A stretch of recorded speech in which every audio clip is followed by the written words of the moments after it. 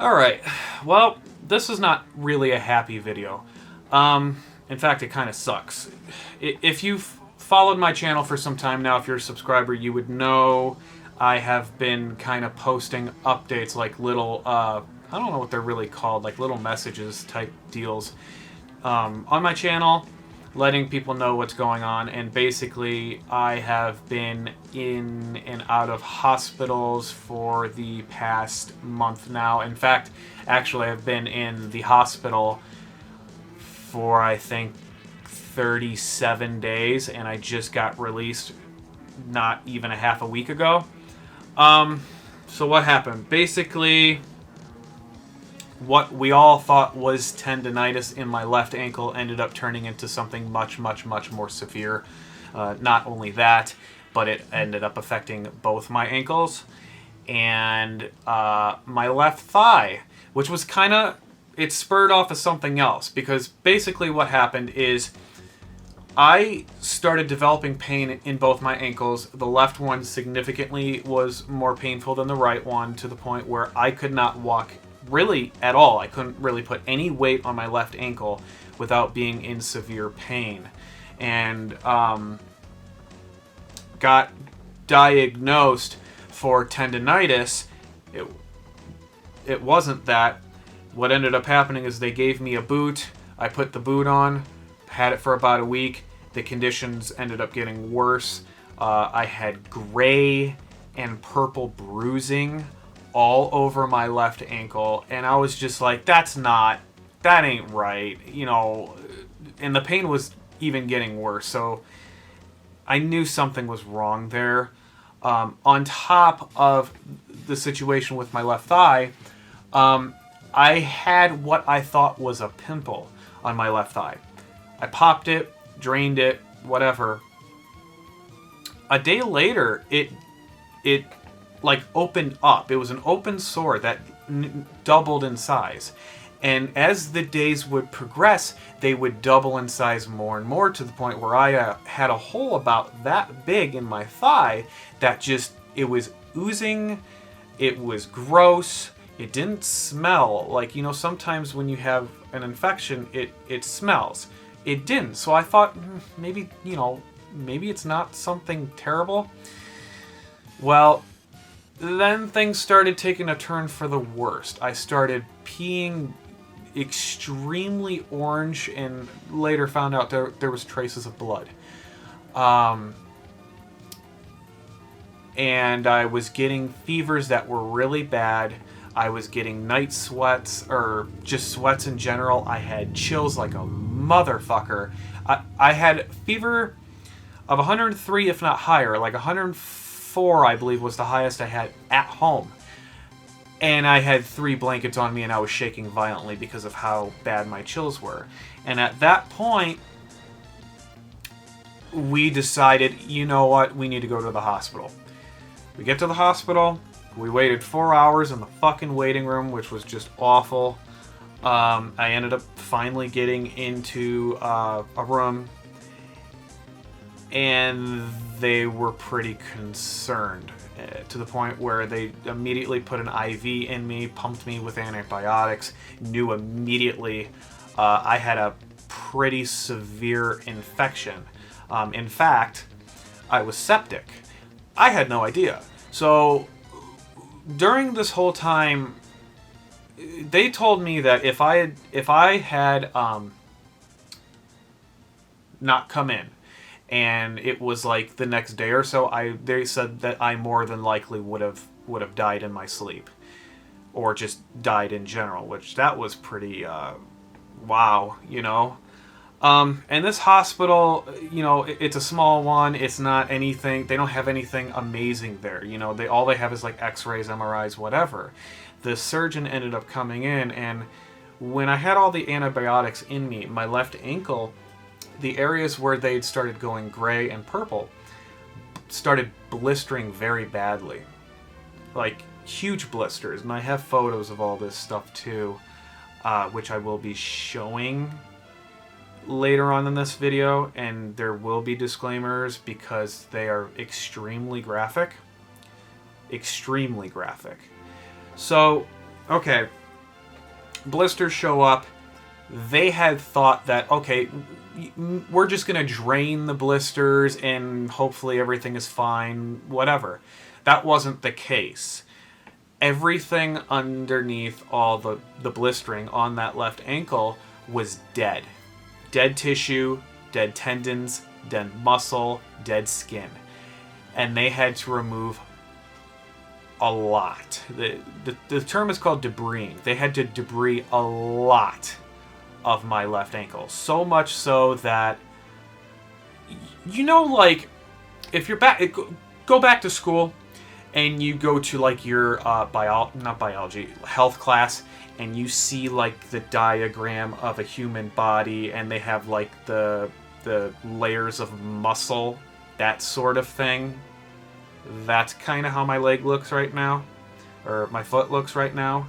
It's extremely gruesome, and they ended up having to debris it, I think, 2 or 3 times total before they were like, we got to send this guy to another hospital, something much better, because we don't know what he has, and we just know that we can't treat it. So I ended up getting transferred to a huge hospital. In fact, it was University of Michigan Hospital. Very nice place. If I had any complaint, the communication's by far the worst I've ever fucking seen in any hospital I've ever been to. Anyway, that's besides the point. I was at this one for about 30 days, and I ended up getting diagnosed with IBD / Crohn's disease. They can't seem to really pinpoint which one specifically it is, but they said more so that it would end up being Crohn's disease. And then what ended up happening after that is I got diagnosed with a disease, extremely rare one, or very rare one at that, called Pyoderma gangrenosum. And basically what Pyoderma is it spurs off of Crohn's disease, or IBD. And it basically creates open sores, usually on the legs. As far as why it happens, no one really knows. It's more of an autoimmune disease. Basically, my immune disease is overactive, and my white blood cell count is extremely high, so it's basically attacking my own body, thinking that something's wrong when there's nothing wrong at all, which is an issue. So I am on a ridiculous amount of medication and vitamins. In fact, I'm on 15, I believe. 15 medications. Not even counting one that hasn't even showed up yet, which is a shot. So that sucks. And it's something that this Pyoderma is not something that's curable. It doesn't go it doesn't go away specifically. Like, the wounds will heal, but the problem is my wounds, especially the left ankle, is going to take probably a year to completely heal, and that's if they can even do any skin grafting. And I don't know if they can, because it's such a massive wound. Can they do skin grafting on my thigh? Because they had to debris that too. And my right ankle, because they also had to debris that as well. Yeah, probably. Would it be necessary? Probably not for the right ankle. The thigh, yeah, it might be beneficial. But those 2 wounds are nowhere near as bad as that left ankle. Like, the right ankle is about that size of a wound. Actually, probably less. My left thigh, shit. I mean, it's about the size of the cell phone. So it's pretty significant. And the problem with the thigh one is that I'm sitting on it, because it's located on kind of like, if that's my thigh, it's sitting kind of right here. That sucks. And oddly enough, that is the most painful by far, because I'm sitting on it 24/7 basically, unless I'm, moving around or whatnot. Which, by the way, I know I'm jumping around here. That's because I'm kind of overwhelmed with everything, to be honest with you. it took me a while to kind of be able to walk again. And I'm still not even 100%. Like, I kind of hobble around like an 80-year-old man with a cane. And which I could probably use a cane. That'd be nice. But I have a walker. I actually have 2 walkers. I have a rolling walker that's in the car and just a regular kind of old-style walker in the house. God forbid I need it. In some cases I do, because my left ankle, you know, there's a lot of muscle gone. It's stiff as hell, so it's hard. It's just really, really difficult to maneuver and walk around. If I'm on the floor, it takes me like a minute to get up. It sucks, you know. The pain sucks. It all sucks, basically. This entire thing sucks. And I can't work, can't really do much of anything. I can't drive, so I'm just kind of stuck. And it's actually, I didn't mention this, but I almost died twice, and with my ankle, because it was so severe, they really, really debated on amputating it because it was so bad. And they were thinking it was going to get worse and worse and worse over time. And this was at the first hospital because they had no idea what was going on. So I guess they figured cutting it off would just stop it. I don't know. I don't know. It's really this whole experience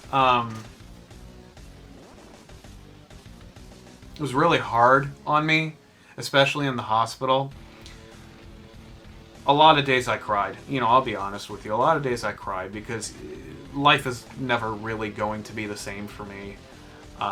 You know, if I injure myself a little bit, there's a chance that I might develop a bunch more ulcers. And they don't always happen on the legs. They could be on my arms, my chest, my back, my face, even genital areas. And for that to happen in like the facial areas or, you know, genital areas and stuff like that, that would be a lot harder for me, for obvious reasons. I mean, I go to the store now and go on a motorized scooter and I get dirty fucking looks by every single fucking person because they think I'm abusing the system or whatever, and it's just not, you know.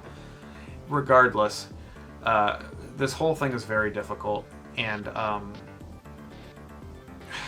expensive, and it's going to be expensive considering I'm going to be on medication the rest of my life to suppress all this shit so that hopefully it doesn't happen again.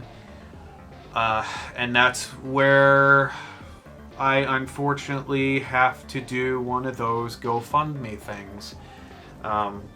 Yes, I have insurance, but as we all know, insurance is not always going to cover everything, in which case this isn't going to cover everything. So I need help. I hate asking for it. I don't want to ask for it. I've never asked for anything, really. Hell, I don't even ask you guys to fucking subscribe to my channel or anything like that. You know what I mean? It's just, it's not stuff I like to do. But in this case, yes, I have a GoFundMe that I'm working on. It should be out by the time this video is released. If you can help, thank you very much. If you can't, you know what? It's all good. If you can share it even, I'd be happy, because, you know, it's just getting it out there. So, again, I don't expect you guys to do that. If you can't, it's all good. I'm not gonna pitch a fit. I'm not gonna cry. I'm not gonna pout.